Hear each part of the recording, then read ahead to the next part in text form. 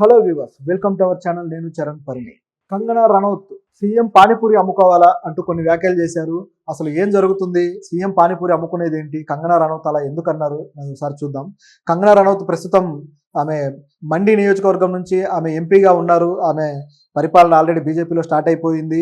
గతం నుంచి కూడా అనఫిషియల్గా బీజేపీకి ఆమె ఒక కార్యకర్తగా ఉండి, బీజేపీకి ఒక స్పోక్ పర్సన్గా ఉండి, బీజేపీకి సంబంధించి ఏ విషయమైనా సరే ఎవరైనా మాట్లాడితే ఆమె బయటకు వచ్చేసి ఆమె వ్యాఖ్యానించడము, బీజేపీకి మద్దతుగా మాట్లాడడం, ఇవన్నీ మనం చూసాం. ఎవరు ఏంటి ఏ టాపిక్ అని కూడా చూడదామే, ఎవరు దొరికితే వాళ్ళని ఇష్టానుసారంగా తిట్టడం ఆమె పని. బీజేపీ కేవలం ఆమెను అందుకోసమే ఉపయోగిస్తూ వచ్చారు. మొత్తానికి ఆమె కష్టానికి ఫలితం లభించి ఆమెకి ఎంపీ సీట్ ఇవ్వడం జరిగింది. సో ఎవరైనా రాజకీయాల్లో ఇలాంటి వాటి కోసం ఆశించే కదా ప్రవర్తిస్తారు. సో ఆమెని తను అనుకున్నట్టుగా బీజేపీ నుంచి ఆమె ఒక గట్టి వాయిస్ ఉన్న వ్యక్తిగా ఆమె పనిచేస్తూ వచ్చి చివరికి ఆమె సీట్ సంపాదించుకొని ఆమె గెలవడం కూడా జరిగింది. సో గెలిచిన తర్వాత ఆమె నోటికి ఇంకా అడ్డు ఆపు లేకుండా పోయింది. సో ఇప్పుడు కొన్ని కొత్త వ్యాఖ్యలు చేశారనమాట. ఆ వ్యాఖ్యలు ఏంటి, వాటి వెనక ఆమెకు ఎంత అక్కసు ఉంది అనే విషయం ఒకసారి గమనిద్దాం. కంగనా రనౌత్ ఒక ఫైర్ బ్రాండ్గా మొన్నటిదాకా పేరు తెచ్చుకున్న వ్యక్తి ఇప్పుడు మాత్రం ఆమెని కాస్త కార్నర్ చేశారు. ఎందుకంటే ఎప్పుడైతే ప్రతిపక్షం గట్టిగా వచ్చిందో ఆమె ఏ విషయాల్లో ఎలా మాట్లాడుతుంది, ఆమె ఉద్దేశం ఏంటి అనేది అందరికీ క్లియర్గా అర్థమవడం మొదలైంది. గతంలో అంటే చెల్లుబాటు అయిపోయింది అనుకోండి, దేశభక్తి అని, హిందుత్వం అని ఆమె ఏది మాట్లాడినా చెల్లుబాటు అయింది. ఇప్పుడు మాత్రం ఆమె ఇలాంటి పదాలు ఉపయోగించి ప్రతిపక్షాలను తిడుతుంటే దొరికిపోతున్నారనమాట. ఎలా దొరికిపోయిందో మనం ఇప్పుడు తేలుద్దాం.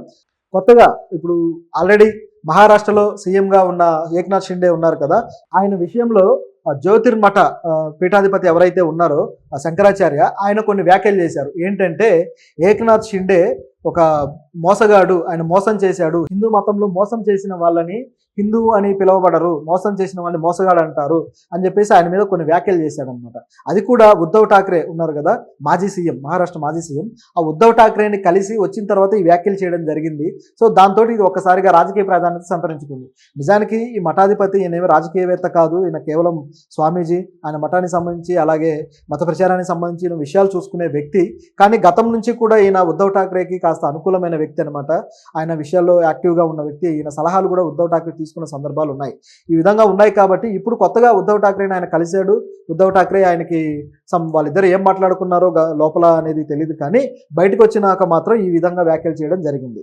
ఉద్ధవ్ ఠాక్రేని ఏక్నాథ్ షిండే మోసం చేశాడు అని. సో ఎందుకు చేశాడు ఏంటనేది గతంలో మనకు అందరికీ తెలిసిందే. వాళ్ళ పార్టీ శివసేన ఏదైతే ఉందో, శివసేనలో ఒక భాగాన్ని చీల్చేసి ఏక్నాథ్ షిండే తను ఒరిజినల్ శివసేనగా చెప్పుకొని బీజేపీ మద్దతుతోటి ఆయన సీఎం పీఠంలో కూర్చున్నారు. ఇదంతా అందరికీ తెలిసిందే.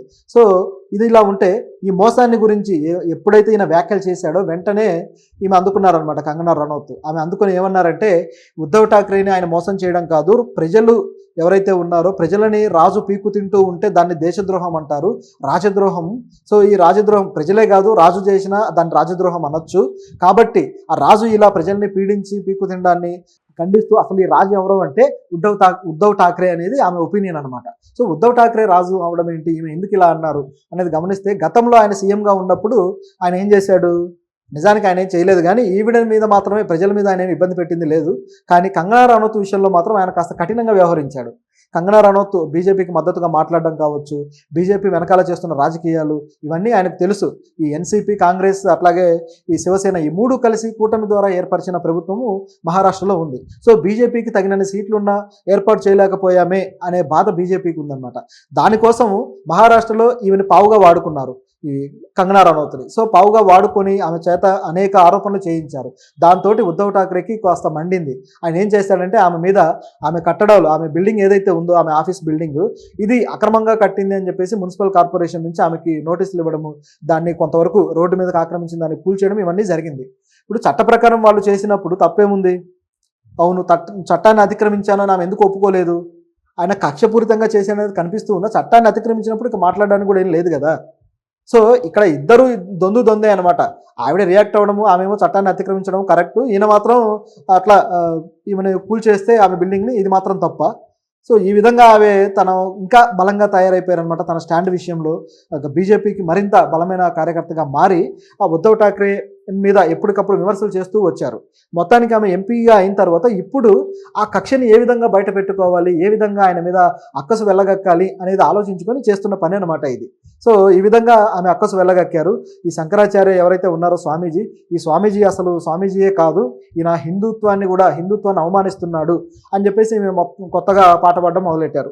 ఇది వీళ్ళ ఒక ఫ్యామిలీ సాంగ్ లాగా ఉందన్నమాట. పాత సినిమాలో ఒక ఫ్యామిలీ సాంగ్ పాడతారు చూడండి అందరూ కూడా, ఆ విధంగా హిందుత్వాన్ని అవమానించడం అనేది ఈ బీజేపీ వాళ్ళకి ఒక పార్టీ సాంగ్ అనుకుంటా. ఎవరైనా ఏదైనా రాజకీయ విమర్శ చేస్తే అక్కడ ఏమీ లేకపోయినా సరే హిందుత్వాన్ని అవమానించాడు అని చెప్పేసి ఒక కొత్త వాదన అందుకుంటారు. గతంలో రాహుల్ గాంధీ మీద కూడా ఇలాగే అన్నారు. మొన్న పార్లమెంట్ సమావేశాలు జరిగాయి కదా, ఆ సమావేశాల్లో ఆయన శివుడి ప్రతిమను చూపించి ఆయన మాట్లాడినందుకు, బీజేపీ వాళ్ళు అసలైన హిందువులు కాదు హింసవాదులు అన్నందుకు దాన్ని మొత్తాన్ని ఫ్లేట్ తిరగేసి హిందువుల్ని హింసవాదులు అన్నట్టుగా వాళ్ళ మీడియాలో బీభత్సమైన రచ్చ చేశారు. కొంతమంది ప్రజలు దాన్ని నమ్మిన పరిస్థితి కూడా ఉంది. సో ఈ విధంగా ఆ ప్లేట్ తిరగడంలో వీళ్ళు మాస్టర్స్ అనమాట. అలాగే ఇక్కడ కూడా తిరగేశారు. ఇప్పుడు ఉద్ధవ్ ఠాక్రే మాట్లాడింది, ఉద్ధవ్ ఠాక్రే మీద ఆయన సానుభూతి చూపించి ఆయనకు అనుకూలంగా శంకరాచార్య మాట్లాడారు, అది ఓకే. అయితే ఇప్పుడు శంకరాచార్యని తిట్టడం కోసం హిందుత్వాన్ని అవమానించారనే పదం తీసుకురావడం అనేది ఆశ్చర్యంగా ఉంది.